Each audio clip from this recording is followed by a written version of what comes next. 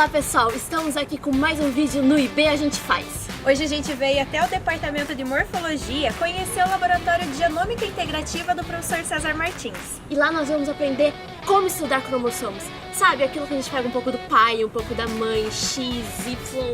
Tenho certeza que ao final desse vídeo veremos cromossomos felizes estudando isso aqui. Como somos, cromossomos. Ai, Jordana, isso foi muito ruim, vamos.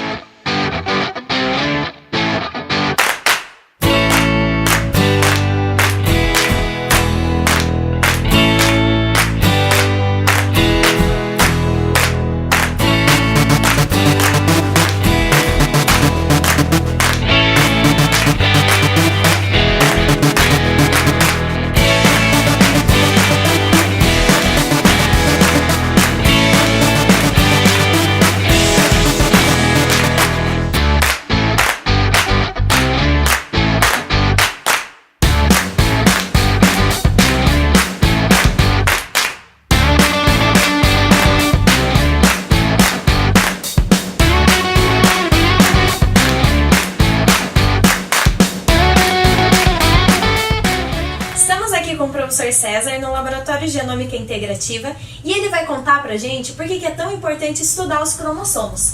Oi, Jordana. Para entendermos inicialmente a importância dos cromossomos, precisamos falar um pouquinho onde eles são encontrados e qual é a função deles. Os cromossomos ficam dentro das nossas células, em cada uma das trilhões de células que formam o nosso corpo e da maior parte dos organismos. Lá dentro da célula tem um local chamado núcleo celular, que é o local, o ambiente desses cromossomos. É interessante que cada espécie tem um número de cromossomos característico. Nós humanos, por exemplo, temos 46. Tem uma plantinha, que é uma samambaia, que tem 1.600 cromossomos, você acredita?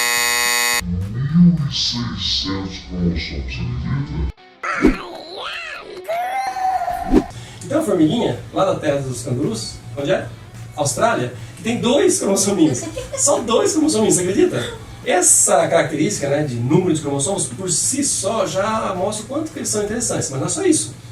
Os cromossomos são responsáveis por uma característica biológica muito importante, que é a hereditariedade, que é a passagem das características dos pais para os filhos. Isso ocorre numa molécula que está nos cromossomos, que é o DNA.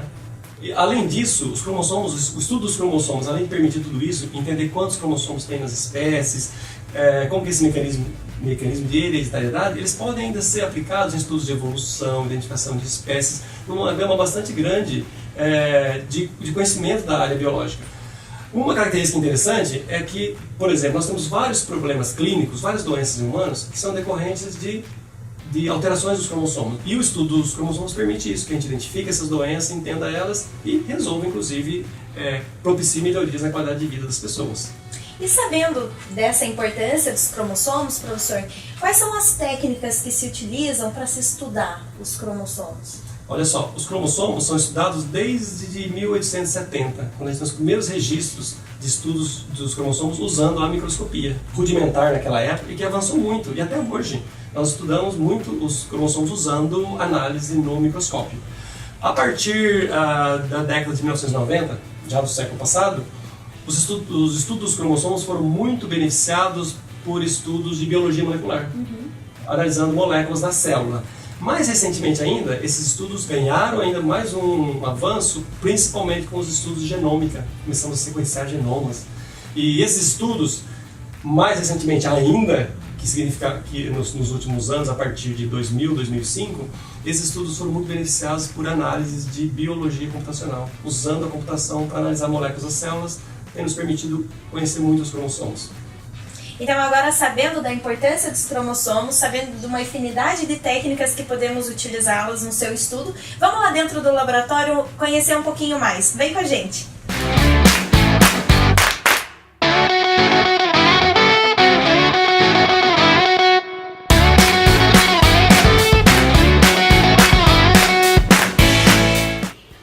Com o professor César, uma das áreas que estuda os cromossomos é a citogenética. Por isso que eu estou aqui com o Adalto, que vai explicar um pouquinho pra gente como que se estuda esses cromossomos. Então, Jordana, primeiramente a gente tem que deixar muito claro, ter isso em mente, que os cromossomos, eles são um estado do DNA altamente condensado. Para exemplificar, eu tenho esse barbante aqui que representa uma molécula de DNA. Entendemos o DNA como uma molécula longa e muito fina.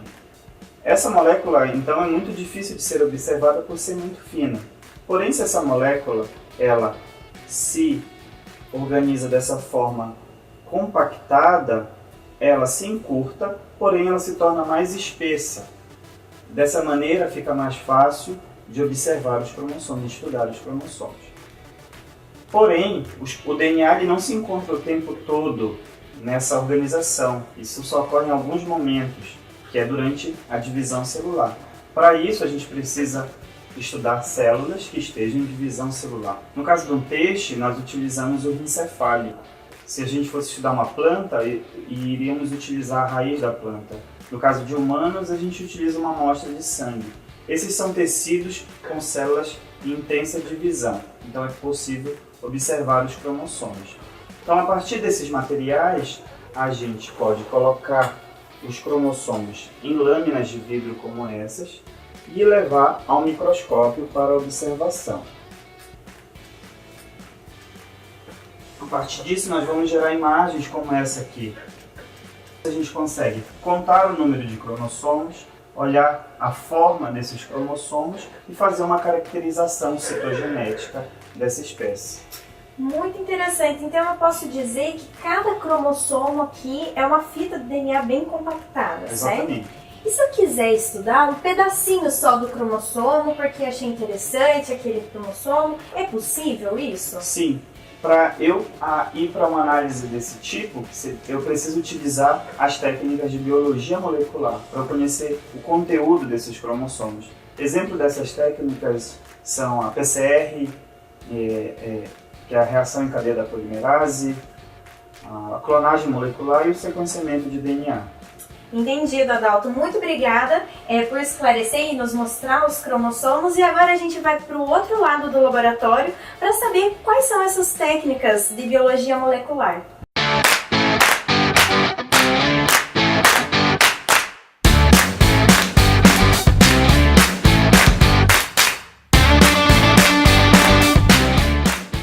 Então, como a gente viu com a Adalto, é possível estudar apenas um pedaço do cromossomo, uma sequência de DNA, através de técnicas de biologia molecular. E é por isso que eu tô com a Érica, que vai explicar um pouco pra gente quais são essas técnicas.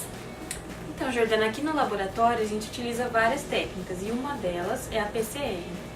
Nessa técnica eu consigo isolar um fragmento de interesse ou uma sequência específica dentro de todo o meu DNA, como pode ser, por exemplo, um gene. Eu utilizo vários reagentes para fazer essa técnica e um deles, inclusive, é uma proteína chamada polimerase. Uma vez que eu monto essa reação, ela vem para esse aparelho, que é o termociclador.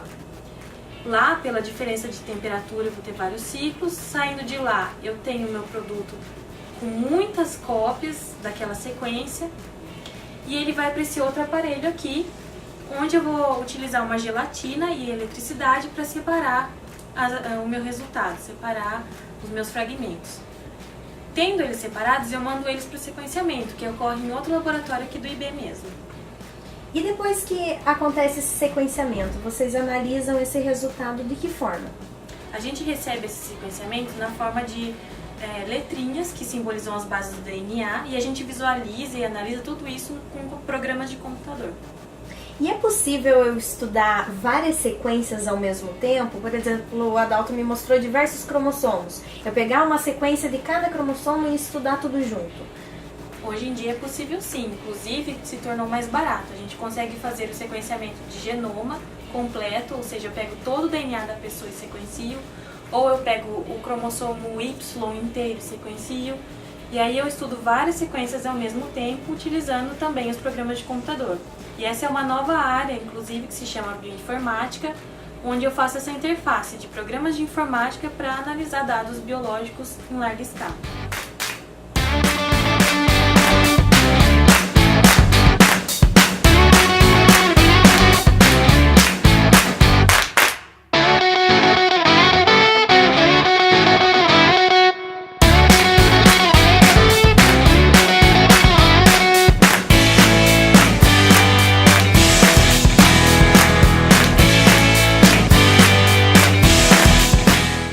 Professor obrigada por ter aberto as portas do seu laboratório para que a gente pudesse conhecer um pouquinho mais sobre os cromossomos. Agora eu gostaria que o senhor deixasse uma mensagem final. Para quem gostou, se interessou sobre o tema, por onde poderia começar a estudar? O que poderia começar a pesquisar?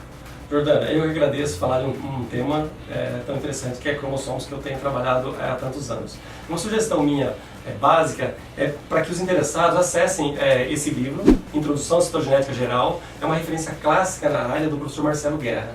Isso vai permitir avanços bastante significativos no conhecimento dos cromossomos. Além disso, se continuar interessado, pode também entrar em contato conosco, acessando o site do nosso laboratório, agendando uma visita, agendando um estágio, e será sempre bem-vindo para discutir cromossomos. E quem sabe até um dia vir fazer parte do nosso grupo como pesquisador ou como profissional para trabalhar com cromossomos. Muito obrigada, professor. E aí, Jordana, o que você achou do laboratório? A visita foi muito legal, Amanda. A gente aprendeu um pouquinho mais sobre o estudo de cromossomos e também algumas técnicas de biologia molecular utilizadas nesse estudo. Eu mal posso esperar para conhecer outras atividades aqui do IB. Ah, então fique ligado nos próximos episódios de No IB a gente faz.